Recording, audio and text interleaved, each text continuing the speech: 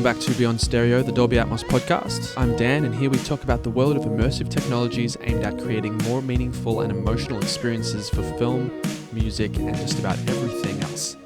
Today's guest is Jonny Murphy, aka Jonny Sonic, from the popular band The Potbelleez. He's also the founder of MusicDNA Foundation and is an experienced musician, DJ, and producer within the music industry. Please welcome Jonny Sonic.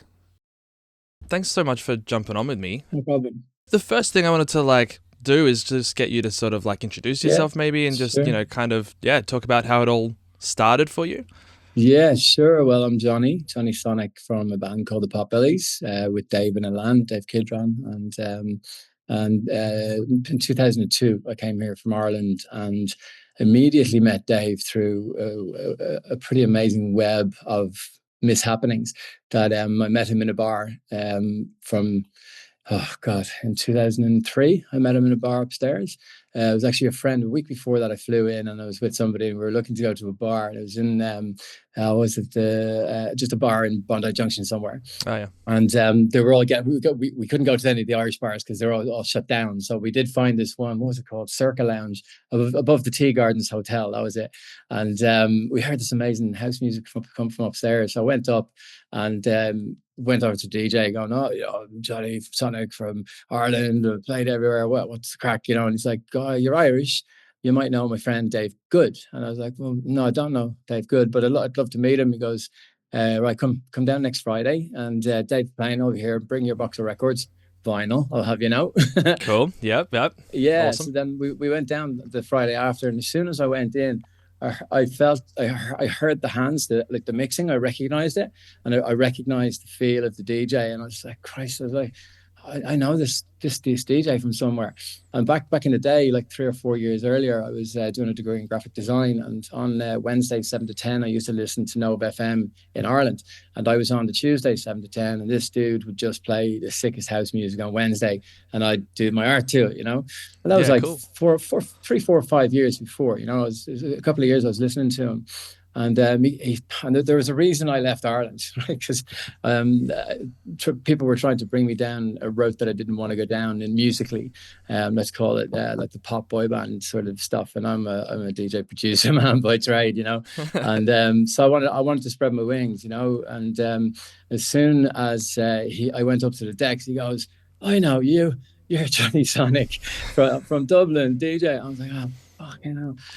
Why? I've traveled 60,000 miles to get rid of that name, but then he goes, "All right," and then I just got jumped on the decks with him, and that was it. And he was the DJ from 7 to 10 on the Wednesdays that I used to listen to years back. So I was like, "Oh man, wow. This is too much of synchronicity. I have this idea."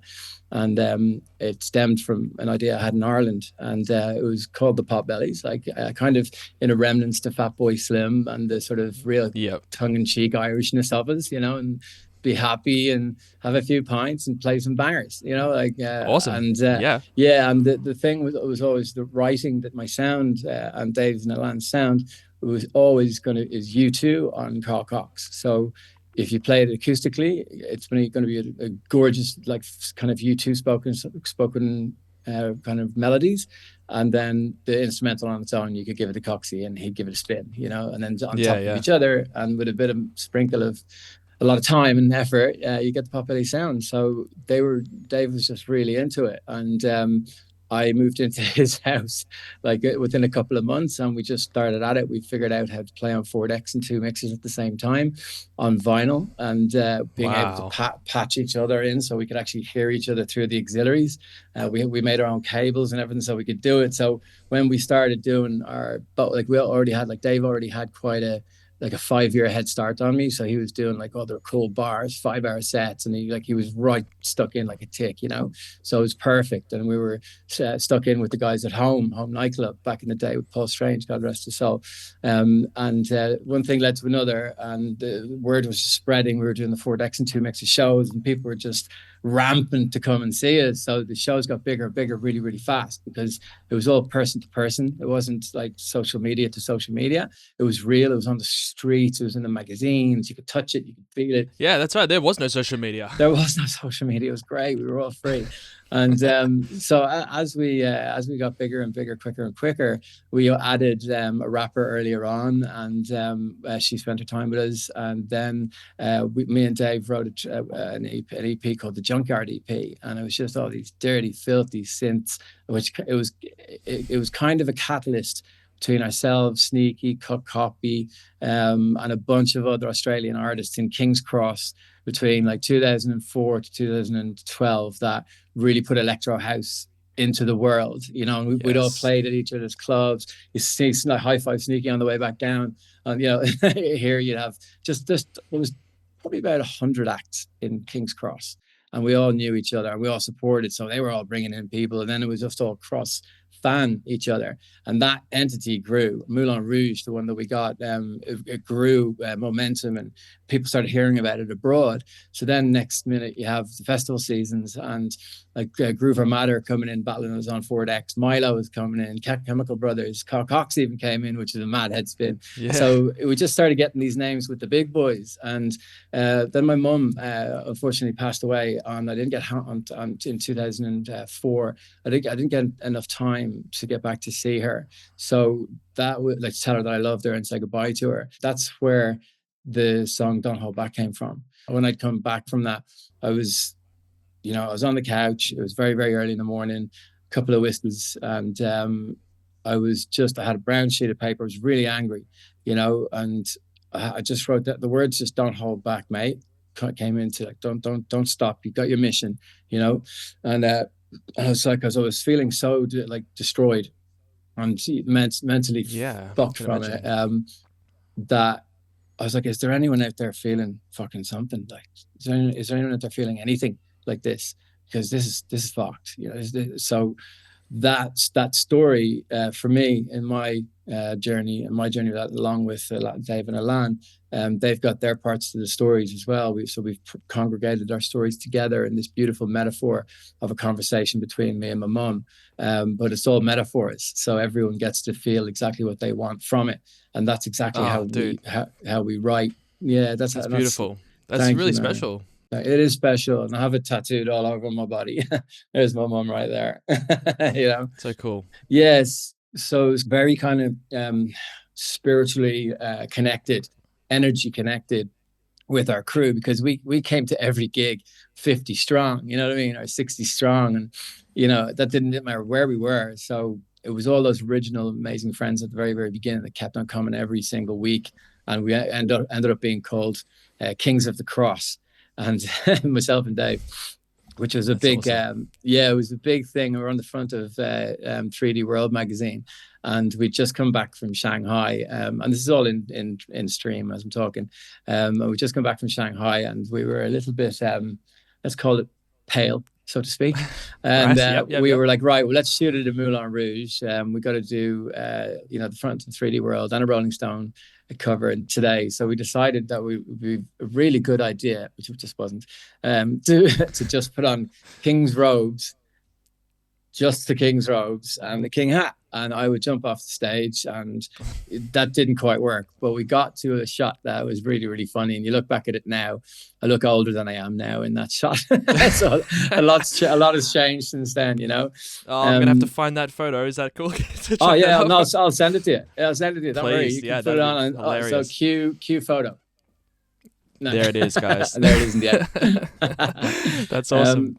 Yeah, man. And then, when Don't Hold Back happened, the whole fiasco just went batshit crazy. Like, it's still to this day mind boggles me. The stretch that we did was so gigantic that we could never have dreamt of, but we always dreamed of it. You know what I mean? So yeah, it's what you're going for, but you never expect that it's gonna work sometimes. Yeah, you don't. Well, you never expect it to work. You're just in blind faith, aren't you? And absolutely, if you're born a creative, you can tell early on if you're creative, same as if you're in sports or if you love maths and numbers. It's all art to me. I think everything is art to me, and that following your passion is the best and hardest thing that you'll ever do in your life. And it's so easy now, though. My God, You Yeah, know, yeah. With all the technology and stuff available to us now, like it's a lot easier than it's ever been, for sure, for sure. well, man, I just split the whole of the Beatles best of the Beatles album. I just split them into stems. So it's, you know, you could never do that before, just for Absolutely fun, not. Yeah, just to see how Paul McCartney or I think would sing, you know, and you hear all these yeah. breaths and this little chitter chatter in the background, and yeah, that What I are you mean, it using kind to of do that, by the way? I'm using two things. I'm using AI, which is good, It is good.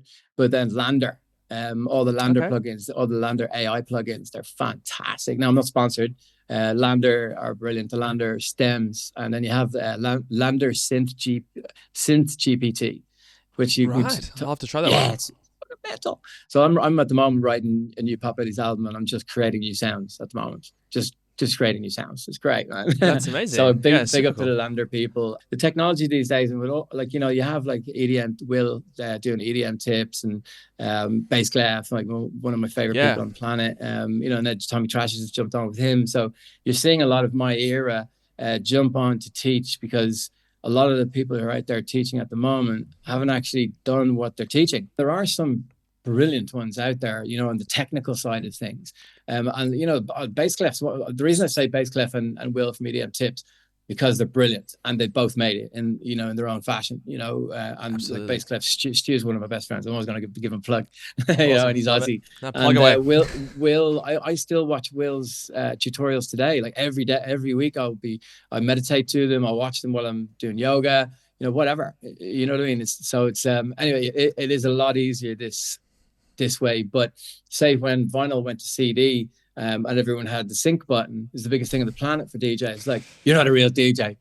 Here we go again, boys. You Yeah, know? well, there's always going to be something like that. Like, I suppose that there's, no matter how you look at it, you know, I've been DJing for a while too, certainly not in the sort of same vein as you have, but as a mobile DJ and, you know, doing a lot of corporate functions and weddings and things like that, sometimes that technology can be really helpful, and that's really cool. Damn straight. The thing is, though, like there's always going to be those elitists that sort of prefer, look, I want to do it the what are we going to call this? I don't want to say the right way, because that's actually No, not there accurate. is no right way. Exactly. And I think, yeah, so the way you used to, or the traditional way, you know, you certainly can do that, and I prefer that actually when I'm doing it. Although it's there to be used, though. If we can make it easier for ourselves. Yeah, you know? like the side of it that pisses me off would be Spotify. Sure. You know, of social media. Like, it's so frustrating when, you know, we could go up on iTunes and your track could be bought for $3.99 and you get $2 out of it, kind of thing, back in the day. But now records are like a promotional tool. You know, I just did a remix of Commiserael. Let me show you, a Tall Paul remix of it with my good friend DJ Helena, and which you sent me, and it's amazing. I've used it already. Yeah, wicked. Well, you know, Tall Paul loved it, but he wouldn't release it, but we still have it. And then Cool. through social media, actually through Peking Duck's manager, who's Helena's husband, Jonathan Hanlon, he gave it to James Hype's manager or whatever, and then boom, it's on the reel. You know, so you have this fine line straight to the top if you're good enough. But as I always say, as technology changes, or as the styles of music changes every 10 years, you just got to stick with what you're good at, because if you carve out your own lane and your own road, there's traffic in the way. But you have to be a little bit of everything these days. Like I do all my website building, all my design, all my graphic design, like all the music mixing, mastering, engineering, recording. Like, you know, stuff. I'm the same. Out there. I'm exactly the same. You have to. Yeah, you have to. And like I've gone from the MusicDNA course. I've gone into making this course or creating this course because I got into a really bad situation just before COVID. That had a really bad accident, and they put me in a wheelchair for a year, and everything stopped for 4 years. I couldn't work for 4 years, but now I've had my whole arm redone. It's all replaced. It's all going good, and we're back in the saddle. Glad to hear it. Oh my goodness, yeah. Okay, so that's rough, man. It was. Wow. You never know. You never know what's going to happen. And then, you know, a couple of months after I start walking again, I get a call from the boys. We got a big gig down in Melbourne. Are you up for it? I was literally like 2 months out of surgery, so I couldn't do it. But knowing knowing that it was there, and the boys were still rocking and ready to go after 4 years, that everybody kind of had to take off. And then I just got out of Melbourne, moved straight up to the Sunshine Coast, and kind of the rest is history. We're making history at the moment. I love that. Okay. So you're currently in Sunshine Coast now. Sunshine, so yeah, currently with my fiance and my stepdaughter in Sunshine Coast. Yeah. And beautiful.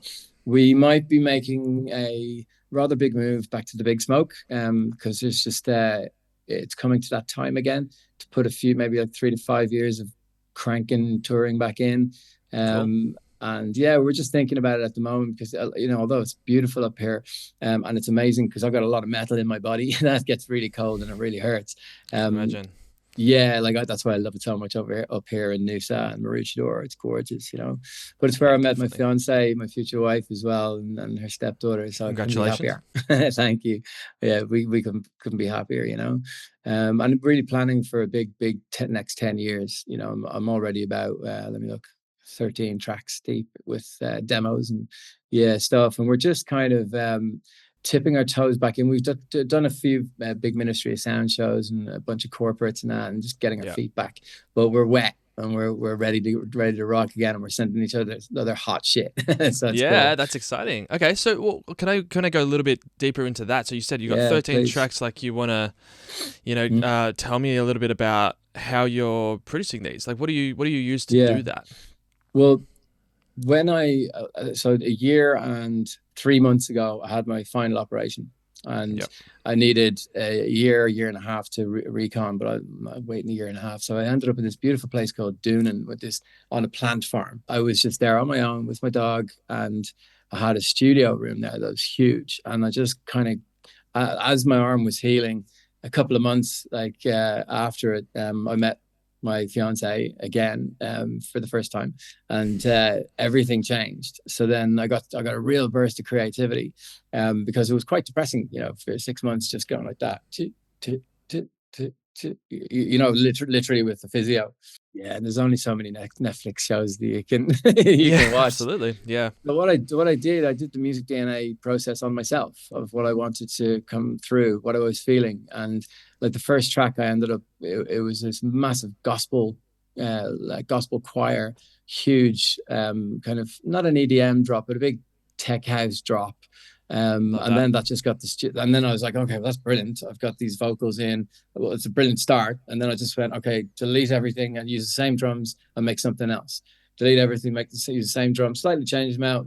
So I just started spitting them out. So idea after idea after idea, and you just get into this momentum and this kind of real place of writing. You're in flow, you're living it, you're breathing it. And then that first night that myself and my fiance were out with a Potbelleez show where she was bringing me, we had a really good fun time in the green room, and we came up with one of our tracks called Save the Night. And it's a massive acoustic riff. And we're also have the video for it where the spark hit, just after that, like, second whack of tequila, Yeah. And it's another one of those Potbelleez. You're like, oh, that's a Potbelleez record kind of energy. Yeah, that's awesome. So electro, sort of bringing that back into it, is that kind of the thing? Because the Potbelleez has kind of evolved a lot over the time, hasn't it? Yeah, we have. Yeah, it's still U2 on Carl Cox, but whatever comes out the speakers afterwards, and it's all about that feel, about how are the people. One, you think, are we going to like it first? We have to like it first. Absolutely. And it just comes down to sometimes the chords, sometimes it comes down to a dry vocal on beats, and then we just jam together, bring people in and bring people out. I go solitary quite a lot just so I can get into the engineering or the production of it. Same. I'm in this room most of my life, Yeah, so, exactly. Yeah. And we love it. Once we get aircon and maybe a window, we're good, it's cool because they could like all of them or they could like none of them, but it's getting my juices flowing. And there was some really good feedback from, I think there's 14, 15, 16, 17, like 32 bar loops, nearly finished tracks, da da da. So then what I do is I bring them all to the studio with the boys, and we, okay, what have you got? What have you got? What have you got? And then, we just kind of sit down and jam out. Oh, that sounds great. Let's work on that for an hour. And oh, that's great. Let's work on that for an hour. And then at the end of the day, you might have worked on 4 or 5 records. And then they've just blossomed. So you're like, okay, all right, well, let's dare to the next. Let's do a few more 16, 32 bars. Who's got some chords? Who's got a fat beat? Usually, and it starts with the beat. And sometimes Alan sent me a full track there, like a full song called "Beautiful Night" last week, and it was like half tempo, almost like, what was that sound that kids were calling it? That real bassy, but halftime stuff. Quite beautiful. So I was like, this would be dope with like a liquid drum and bass, So I just flipped the tempo and made it and the verses are like the half tempo, and then it flips into the drum and bass, and it goes into the chorus, and then it continues in the drum and bass. Yeah, so we don't know what we're coming up with. It's just going to be festival energy. That's the beauty of it. It sounds like that's the the energy there is whatever happens. It's just, it's your expression. That's the coolest part about this, I guess. That's so cool. So you really, you don't have to be anything. You can just be whatever you are at that moment. That's what we always have been, Love that. And when record labels put that pressure on you, I want another 6 downhole backs, you just switch off straight. You're just like, you just fucking ruined it, man. Exactly. I was doing that anyway, but now I feel like I have to write for you, and that's not the way artists are, and I'm very, very strict on that and protecting the energy of the solstice space of the creative zone. That's why I've created this MusicDNA course for the human. I think there's been quite a disconnect between the human and that first note and what that resonance is and how it makes them feel good and why. I mean, stepping into the Potbelleez sort of realm again, it always has to be stompy. And the reason I love the Sawtooth is because it's a fucking... Yeah, it's heavy. It's heavy, and it has that stomp. Like I grew filthy, up listening as they say. Yeah, exactly. Yeah, it's skanky, you know. Want that, bro. Yeah, that's it. That skanky stomp. And if you do ever listen to Potbelleez records, the records, I swing them like hip hop records. So like the drums are really chunky and then the synth line is really driving, but it gives the two of them together make it funky. If you have enough, but so then the chords on it are just really lush and polished, and then outlook big piano or a big guitar or a big trumpet solo or whatever comes in, it has to have that musical element to it, because I think it's very, very important that there's a musical element in dance music or house music, whatever we want to call it these days. Yeah, it makes it more human. It's not just sort of to a grid, like a computer did it. You're bringing back the humanity there.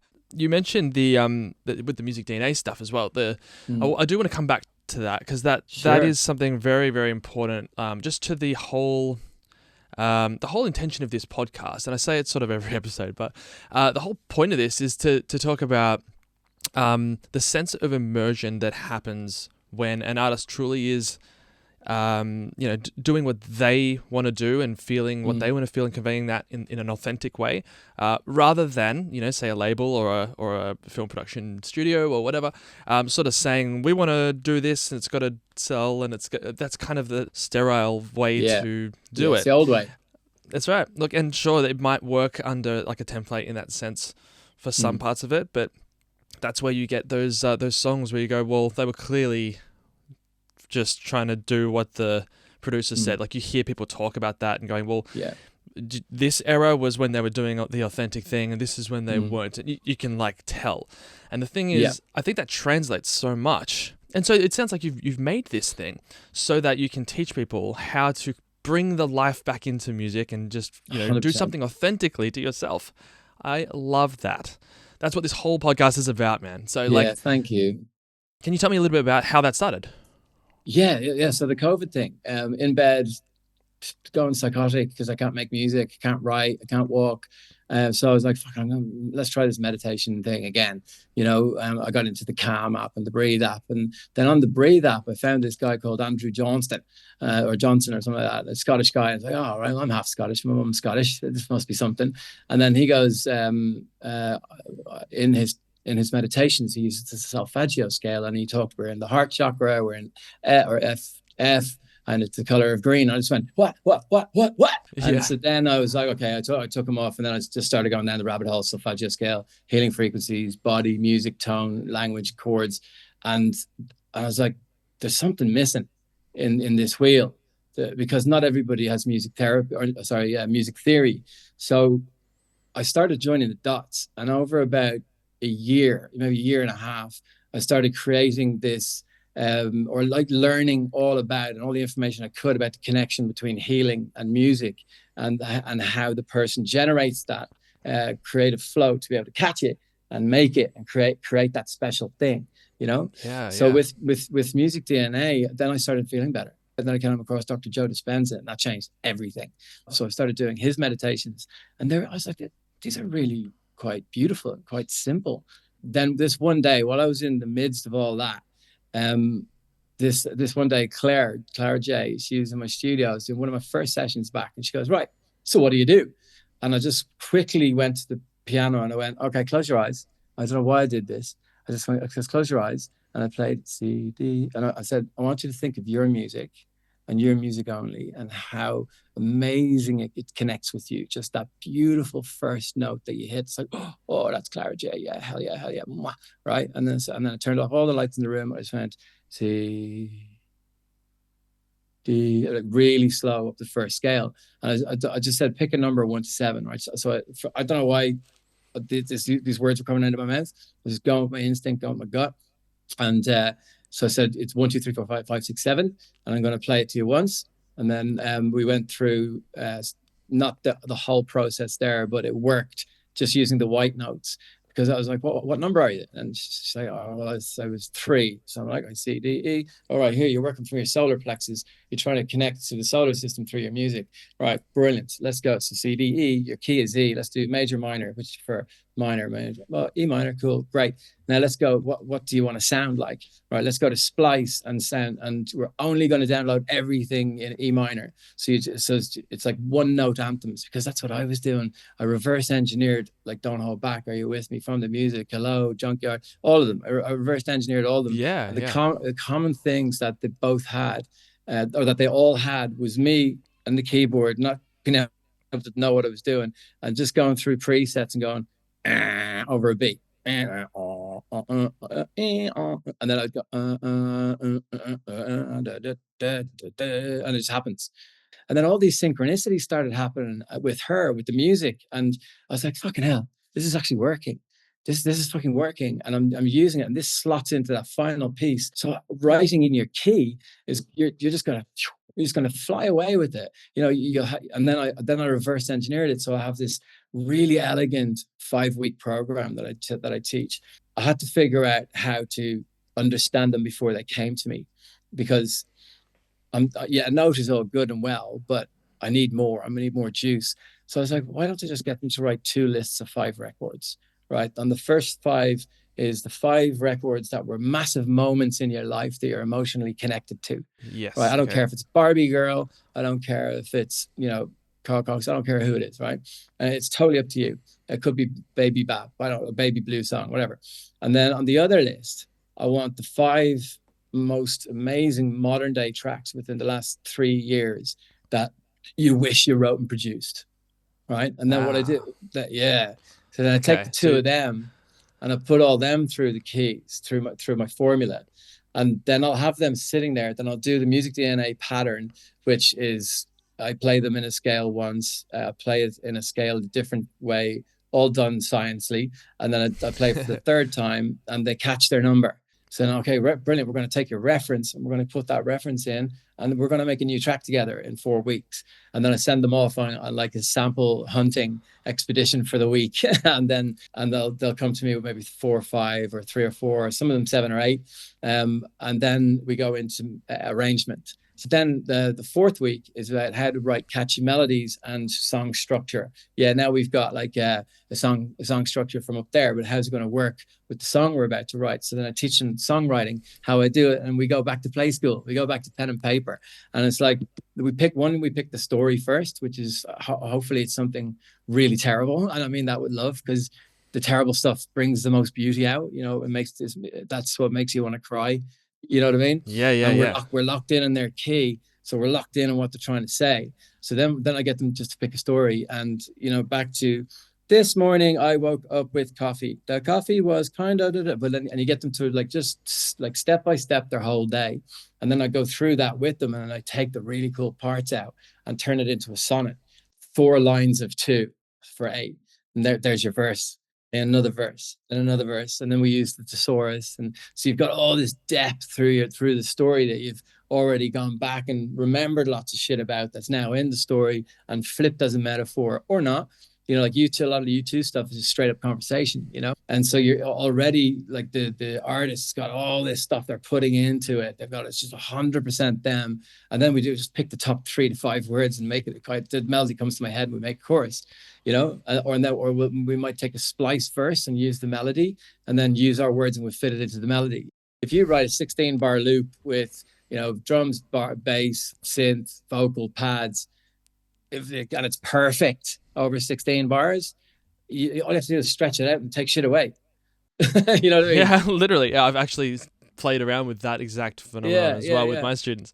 That's cool. Brilliant, man. I'd love to see your course. And then week five and week 4 is teaching them how to record properly and gain staging and all that. It's just super simple EQing. You know what I mean? So then I teach them mixing and mastering, and at that stage they'll be like full of 10 templates, all my platinum toolkits, like all my racks, my Fab Filter racks, my Waves racks, everything, and all also done on Ableton 11 and 12 racks. So they're getting this huge amount of stuff, and it's all one-on-one as well, like this. And then I have one group one a week. So see how everyone's going and jamming with each other. And I have the MusicDNA, Facebook page where people can go and chat to each other. It's got like 513 people in there or something. I think I just joined as well. Yeah, nice one. Nice one. So as time goes along, with my health, like sometimes I have to take 3 or 4 days off, because of the pain, or I can't walk for a minute or whatever.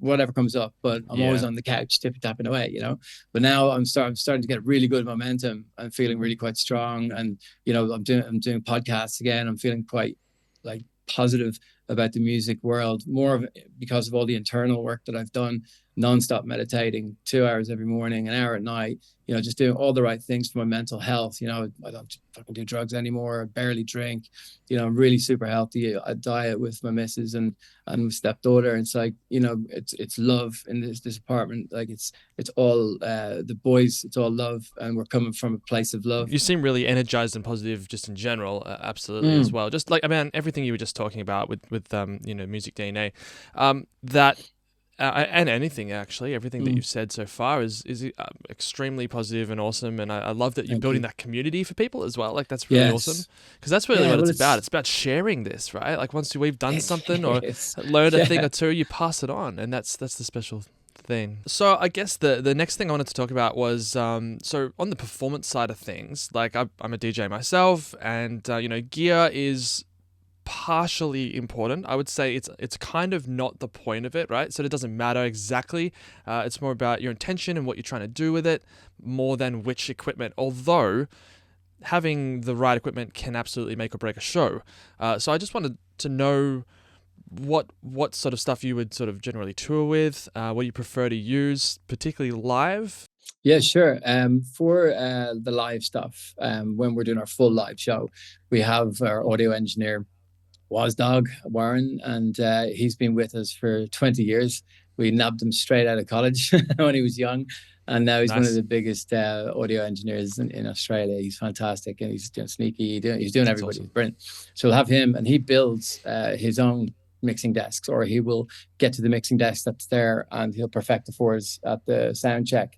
And the stuff that we need when we're playing, myself and Dave, any show, would be I'll have the latest edition, the CDJ 3000s and an A9 or an A10, and he'd have the same, and we'll loop back into each other. So one's the master mixer and one's the second master mixer, and we can hear and swap any way we want through, especially through the USBs, because we got Ethernet. So I have full control over his full control over mine, and we have a structured kind of thing that we do to make it all the mixes not clash, and for everything to be fucking pumping, so that the people are hearing the mix and Cool. they're feeling the mixes, but they don't know where the shit's coming from and how do they do it like that kind of thing. Yeah, that's cool. Yeah. Well, but removing the technology, I suppose it's more about the enjoyment of the crowd, regardless of where it's coming from. Because if they're thinking about that, they're not getting the full. That's it. They thing just of the want show. to be like, or recording on their phone, which I think is horrible. And then what we do is like, so we'll have Elan, and he'll have his acoustic guitar, sometimes keys, and then we'll bring in a probably a guitarist or a guitar player, maybe have a trumpet player as well. And these will all go through Warren's system or whoever system we're working on that day. But it'll all be fine. It's all fine tuned, so that we have exactly what we need. And then obviously myself and Alan have microphones. If we have backing singers, or say Mama Megs or Regan Derry comes on tour with us, they'll battle with Alan. It'll be really cool. He'll be up front, and then I come out and do some hype stuff. And so just break. It's a real show. You know what I mean? It's a lot of fucking fun. Yeah. And then when myself and Dave play, on the live stuff, we'll have a couple of maybe we'd have samplers and effects units and stuff like that, just to really rinse the fuckers, just really rinse them, and nothing much more than that. It's pretty quite stable. So then on the live DJ sets where we play on 4 decks and 2 mixers, we just have the 4 decks and 2 mixers, and then we'll have all our content that we need to play, loops and chops and edits, so that we can actually at a lot of stages have all 4 decks going at the same time, but you just feel like you're hearing a bootleg or a new mix of something, but we're doing it live, you know what I mean? But we've practiced it, practice makes perfect. Of course, yeah. It's like any band, or of course you have to know what you're doing with that. Yeah. But it's not pre-mixed. No, not pre-mixed. You have to do pre-mixed for something like television. Like if you're we did the on the steps of the Opera House. We did a few times actually. Now we've played the Opera House for the finals of the NFL, the finals of the NRL, the finals of Big Brother, like back in the day. So that you have to pre-produce your show. The acoustic guitar's live and all the microphones are live, and we're playing, but it's coming from the truck. For TV, you have to come from the truck for TV. I don't know any band who've played fully live for TV, and it takes all of the what ifs out of it. You're going live for the footy show in front of 6 million Aussies or whatever that watch. You want it to be spick and span, and going through the same compressors as the truck does, all that kind of stuff. But I mean, I don't particularly agree with it, and I do agree with James Hype. I don't agree with Deadmau5 that you should do it fucking live, mate. You should do it live. You can't do it live. Sure. Well, I mean, it's the art of DJing itself, right? I guess the part of it is that we're using different parts of tracks to play live anyway. Exactly. Right? So like it's already kind of mixed to a point, and then we're using that to rebuild, or even if it's like the drums on one, and if it could be stems that we use, or it could be stems as well. So particularly now that you can do that with AI, you were talking about before, like it's really quite fun to play with stems. I don't want to go play unless I've got that, 'cause that it's not just pull the bass out anymore. It's like you can totally take out the drums. Yeah. Exactly. I've been using it. I've been using it a lot at the moment for this kind of, I wouldn't call it an album, but this collation of 10 tracks. I'm calling them Jonny Sonic's redrops, with a little Z on the end.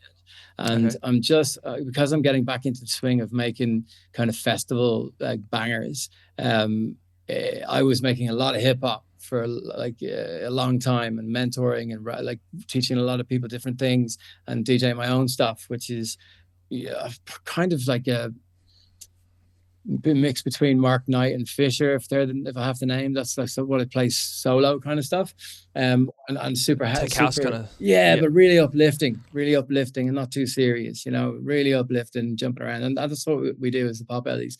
When we're playing live, we have, if somebody does an amazing remix of something and say one of our tracks might fit over it, we could do a live bootleg with that.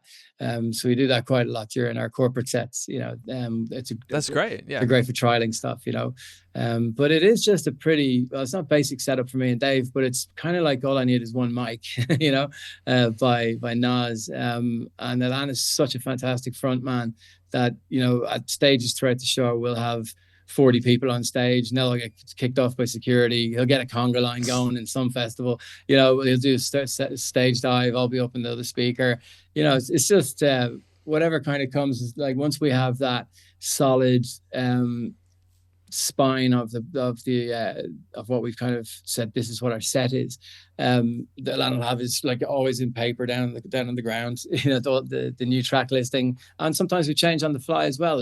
If the crowd are swaying one way, we're always ready to pivot, you know what I mean? Yeah, totally. It sounds like, yeah, so you got to be kind of rolling with the crowd, even at a festival where it's like it's your set and you're the artist like that. It's a bit different from, say, DJing a wedding or a corporate or, a mobile kind of situation, where that's very much, I'm playing to what they want to hear for their function. Yeah. But this is like, they're coming to your function.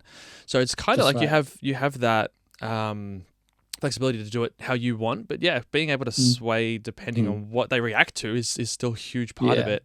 We do some crazy corporates and they give us license to kill, like we've always said that we'd rock a funeral, because you can just really take the gloves off when it's with corporates, because they're all pissed. It's 10 o'clock at night, they're all pissed, they want the Potbelleez.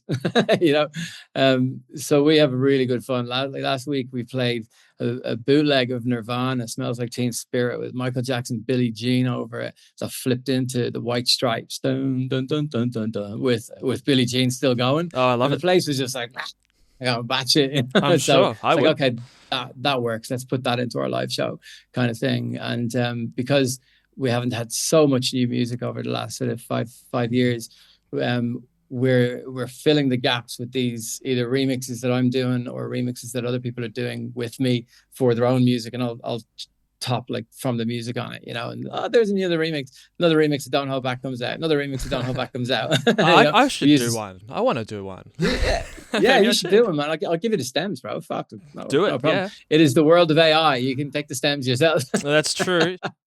But I do have the original stems. I will send them to you. I'll send you the whole session, mate. Oh, that'd be amazing. Yeah, cool. Yeah, awesome. Just so you can have a little look. It's a STEM session. But I'm very transparent with all my stuff, because I think there's no point in keeping the information in your head. Like Elon Musk said, like if you're in a ship that's going down and somebody figures out how to fill the hole, you're gonna tell everybody else so they survive. Absolutely. So, I mean, it's in my little tiny world. I can't let this information die with me over the years, and that's why this MusicDNA, like we've actually made a foundation, myself and my future wife, we've made a foundation called the MusicDNA Foundation, that we go to some area where there's a lot of foster kids and there's a lot of violence, and we go in and we take over a function room and turn it into MusicDNA Playhouse for the whole day. Oh, I love that. For foster kids. It's fucking magic, mate. Like as soon as they hear that first beat, that first hip hop beat in the speakers, that's the vibe. You know what I mean? And then they're away, and then we do like have games and painting, and it's a MusicDNA like foundation.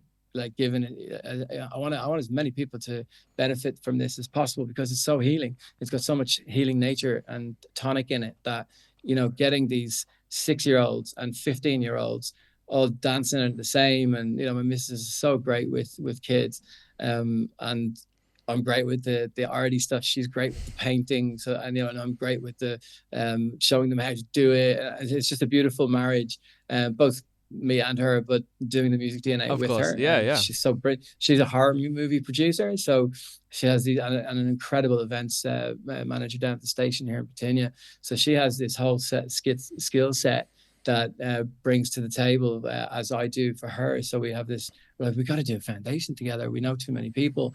Like Rosie, the Lord Mayor here, was just really, really open to it, because Chrissy helped her get into the position. She was on one of her ward team. So the connections up here are amazing. And one of my closest friends is one of the heads of Childline Australia, so it's been a really, really good thing when we can get in with all the red tape. Yeah. So at the moment, there's a lot of red tape. There's so much red tape to get through just to help these kids, because every single one of them has to be screened. So they made the suggestion I make an online version of it, which kind of was like a shot in the heart, because I'm not there with them. Yeah, but completely. We're figuring out a way how to do it, and it's important, man. It's important to me, man. And people understanding where it came from and why it matters. and why it fucking matters, mate. Like, Yeah. why art and music matters. And you know, it's kept me alive legitimately. Like, I would not be here if it wasn't for music and all the journeys that me and the boys have been through together over the 20 years we've been together. You know, we're still hungry. I was just there with them on Friday. The four of us went and had a big $80 steaks, as you do, but Love it. just a steak. And we just, like, we talked about me coming home to Sydney, which I haven't been back there in 9 years, and talking about what music we want to kind of make. And Miles is there, our manager, because he's the fourth Potbelleez.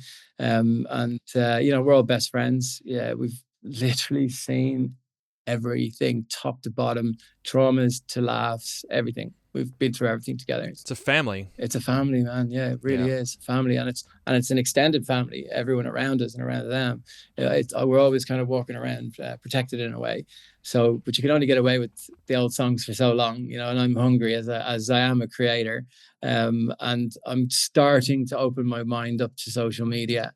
And if I do move back to Sydney, you'll probably see me and Alan on social media quite a lot, because our boys, what they call Stace and Chattis, man, they just did exactly what I was talking about. And you know, they did it right, because they're all in, but they weren't living in separate cities. So I think it's time for me to uproot with the girls and go make some of that Sydney cash with some proper Potbelleez bangers, man. You know what I mean?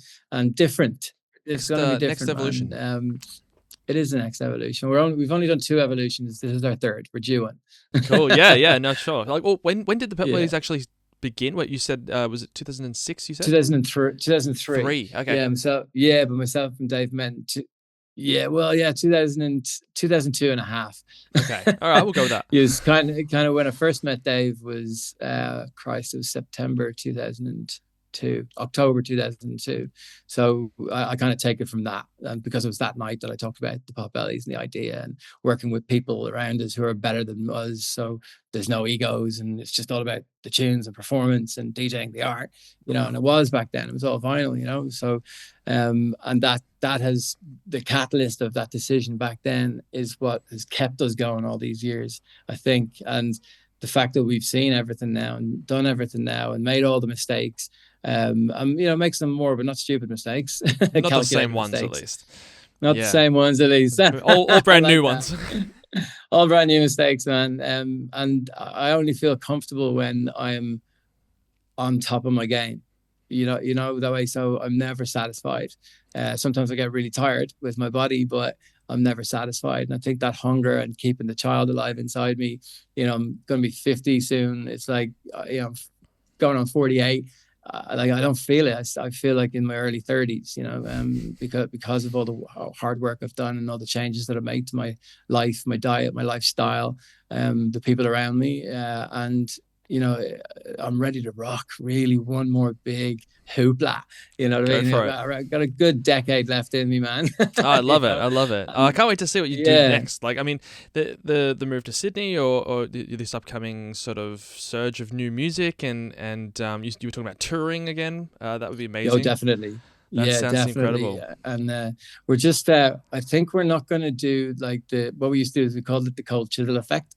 So, you know, because, you know, the boys, they just went everywhere. Yeah. And AC/DC, they just went everywhere constantly, RSL to RSL to RSL. And we did that, and it nearly killed us about 10 times. so we're definitely going to do some of those, but we're going to be doing the bigger shows and putting on a bigger, more like an entertainment kind of show that's still based 100% in live performance and on the spot pivoting, and lots of new music, man. I'm going to send you actually over my redrops. I've done 5 of them so far. I'm gonna send them over to you just for you. Don't give them to anyone. But then it, like, the progress from them, you'll go, I see where he's going. Okay. And then what I'm going to do with all these redrops are done, take all the samples and vocals out, and then just use the bass sounds and the drums, and hey presto. Like, basically the one thing that was that was 100% sure after the meeting at the gig on Friday is that we're making bangers. No, you know, we don't really need to experiment. We know what we need to do, boys. Yeah. Oh, you've done all the work, so now you know exactly what's the right thing to do. I guess you just straight onto the winners. Straight onto the ones that I love, and to give me that feeling that I love. Because as soon as that feeling goes away, you're not making something that you love. You might make something someone else loves, but it doesn't matter because you're not making something that you love. And we've got a really cheeky remake of a song of an old like 80s, not 80s, 90s dance track that nobody's touched yet. Can you believe there's actually one still out there? No. Yeah, and what we've done is we've changed the verses, and I'm not going to tell you. Okay. Well, we'll have to watch for that one. I'll tell you what. I'll tell you after this recording. Yeah, but it's sorry guys, but yeah, it's like it's an attention grabber. I know. It's an attention grabber because the currency we work in these days is attention, and which is kind of sad. It's kind of sad, to be honest. The old way is dead. There's no real fans anymore, and I'm not being cynical. It's just the way it is. People come to be entertained, to record on their phone and look like they're popular, and that's a harsh reality. And also, they might want to come back, but we have a plan for that as well, because we want people to understand what it used to be like.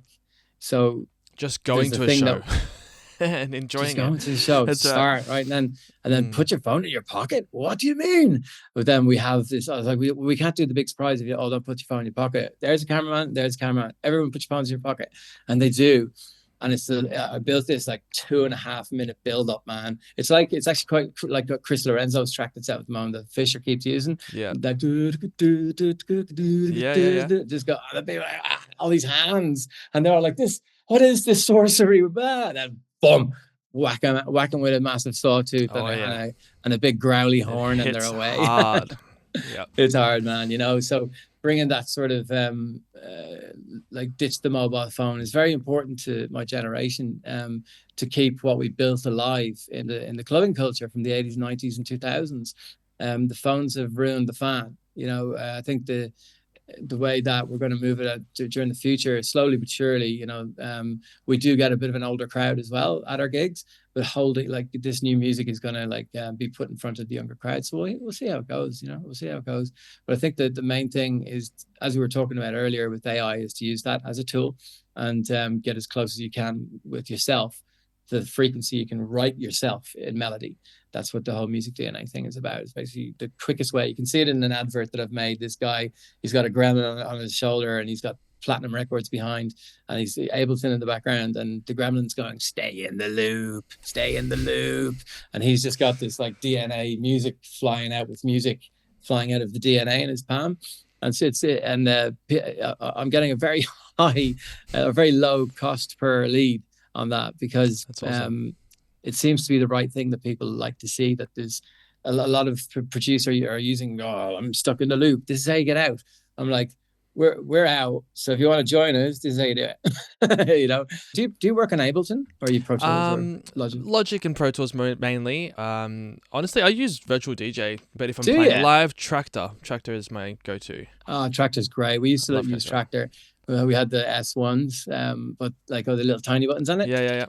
So we got rid of the decks at one stage because we hated CDJs. We're just like, this is terrible. Mix, and there's a sync button. They're loud and all kinds of things. Yeah. They don't sound good. But anyway, you know, as the older generation, we're always not nagging on about something. You know, I'm probably it's funny. I'm probably part of that, because that. I mean, I've been DJing like this professionally since I was 17. I'm 33 in a couple of days. So yeah, I mean, I've been doing it for that long. Thank you.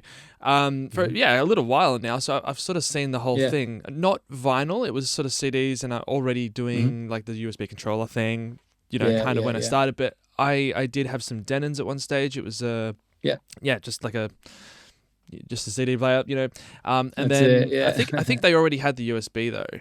And then now, you know, I think I've got some Pioneer early stuff as well. Right. I like using them just so I've got a backup kind of thing. But I've got my laptop and my Tractor. And do you want to see what I'm using right now? Please, yeah. That awesome, love that. Is that I put it right in front of my computer. Yeah, it's the Pioneer one, DDJ 200. Yeah. DDJ 200. It's got like nice little apps so I can do my crab scratching. Oh yeah, cool. So I'm just using that before gigs and shit, you know. Because as I said, I was in between studios. Yeah, it works, man. And I got onto the Lumi keys, you know, those keys that light up. I got onto that. Oh, And yeah. so this like wave stuff you can make your music. It's fucking brilliant. That's So awesome. Yeah. once my new studio is finished and I decide what city I'm going to end it up in, I'll be back. I'll be back with all my gear. Maybe we'll have to do a studio tour then for you. I'd love to see all of that when it's done. Brilliant. And you produce, right? I do. So the main thing that I do is I'm actually doing films and, you know, a lot of re-recording stuff for films. So I mix in Dolby Atmos here. Pretty much for everything. I was thinking you had the surround there. Yeah. So I've got 914 in here. You can't see it, but I'll show you a little bit later. It's not. No, there's 14 speakers in this room. So you can only see the two rears. Yeah. But there's like a whole array and above me. But yeah, so that's kind of what I do majority of the time. And then so music as well, DJing, whatever. Sometimes I'm mixing live. Sometimes I'm doing lights. Like it's everything. So yeah, wicked. That's cool. With your console there, though, I was going to say, I do some teaching for like the local councils and stuff like that too. Cool. Working with the youth, you know, sort of getting into, just trying to inspire them to be a little bit creative, and you know, if they want to try that, then it's, you know, kind of proving it's possible. You know, I suppose. Absolutely. The idea was that I was a little bit of an example of, if you want to, you probably can. It's not this impossible thing of get a real job. It. Right, and you're the same. It's like, what is a real job these days, though? Jesus, like what is exactly a real job? Right? But that's not really the norm. I think most people still think that it's impossible, and it's certainly not. So I think the part of the thing I was going to say, we got a deck like that to show them how to do stems and basic stuff, which is why I'm using Virtual DJ, because it does it automatically. I don't think Traktor actually supports stems yet. Maybe. No, I don't think so. But Virtual DJ did so, and it also has the video side of it, the video DJing. Stop it! I'm gonna have to have a little look at Virtual DJ. It's cool. It's cool, and you need the pro version of it, but it is really, really good, and I loved it. And so I use that for a lot of stuff, and then I think still the biggest one that I use for live is Traktor. It's just Traktor's the one fantastic. I've been on forever. Yeah. Yeah, if it ain't broke, don't fix it. Traktor's great. Exactly. I never really got into Serato because it was too loose for me, you know, because it's hip hop and scratching, and I just didn't like it. Something about it. It's an amazing program. And my buddy K-Note, who's one of the best scratching hip hop DJs on the planet, he loved it. Well, there you go. So I guess they're all different tools for different things, and they're all, you know, each to their own, I guess. And none of them are wrong. It's just whatever's right for you, I suppose, which is at the end of the day the whole point. But yeah, like, you know, I'm sort of teaching these guys how to get started, very similar to your course there too. You were talking before about learning a little bit more about my course, but basically what it is, it's like a program or a structured set of workshops, giving. So I'll do like a demonstration. I'll bring in some equipment, maybe it's some speakers, a console, or whatever, digital, you know, or analog, whatever, a couple mics, and I'll teach these guys from the ground up how to set it all up, how to quickly mix something and make it all work. They do their own monitors, they set up a full show, and then it's sort of that's one, and then we'll do a lighting one. So I bring in some movers, I bring in some motion lights and the strobe machine, like a smoke machine and a strobe. And what do you record do you do it all in OBS? No, so that's all in person. I have to go down to the local councils, and a group of, you know, sort of young people come down and to do these in-person workshops. It is, that's sick, dude. Yeah, wicked. And that's so wicked, like it was sort of, it's done through the Freezer program. Do you know what that is? Yeah. No, I don't. So it's a sort of subdivision of you know, the local councils. Everyone in their own area has a different council, and then there's the Push, which organize the Freezer, or it's now called something different. Amplify is what it's called. The cool thing is, like, this whole discussion is to try and make it possible for anybody to make incredible things. That's the whole point. That's it, and making it together online. Yeah, that's it. So good on you, man. I think it's a fun community that this is sort of generating, and having amazing people like yourself on to talk about this stuff. That it's all just to connect people and talking about things that not everyone's talking about, I suppose. Which brilliant. Is man, I think that's fantastic, and I go quite into mental health with the the whole course as well. So I get them, there's meditations to do, Dr. Joe Dispenza meditations, and I plan out their days for them, and really get into their psyche, and it like on a nerve level, like, because a lot of us artists, we're very nervous around people, we're quite introverts, so it's kind teaching of them persona how that we put on. Yeah, it's kind of persona, with like teaching them how to guide themselves through it and around it and out of it. Because mental health has been quite like stuck in my life for pretty much all my life, and finding ways to help other people get over the same things that I've experienced is quite amazing. So I just kind of spoon feed the psychology stuff through the program, and also it gives them that sense of joy because they're writing in their own key. So they feel the joy, they feel the heart, they feel the love. It comes through their arms. They feel the connection, and then that connection is remedy itself. And then the art you're creating from that, like when you're channeling that art translates so much further, like so much better from what you're feeling to the music, and then for somebody else feeling it in their own way. And you talked before about the Potbelleez, sort of writing songs that they're sort of open for interpretation, in terms of what people listen to it and have their own experiences they bring to it. And that's a magical thing. That's translating for anyone now. So that's really important stuff that you're doing there, man. I love it. Oh, thanks, man. I appreciate it. I really love it. I'm just doing, it's my platinummusicmentor.com is my new one. And like the first thing you see on it is 7 platinum, 2 gold, and 1 secret formula. So it's like, okay, cool. I think I might have nailed the headline. And then doing the AI, like the AI clip is really cool, man. I'll send you everything. You can have everything. And I got this amazing just last 2 weeks of sales of people that are dedicated. They're turning up. They're not like bitching about the time of day, or they're just in it. They're just in it and doing it. And the main thing that happens, right, over the 7 years I've been doing this now, the main thing that happens is you'll hear them all the time. And I just got this testimonial from Jackson Parker this week that before it, I've got about 2 or 3 tracks I've made over the last maybe 5 years and never really finished anything, and it never sounded pro. So I just gave up and went back to work. I'm like, you're perfect for me then. You're my perfect avatar. And then you'll see them like 10 weeks into the program or me helping them. They've got 23 demos done. Wow. It's just like, what the fuck? What?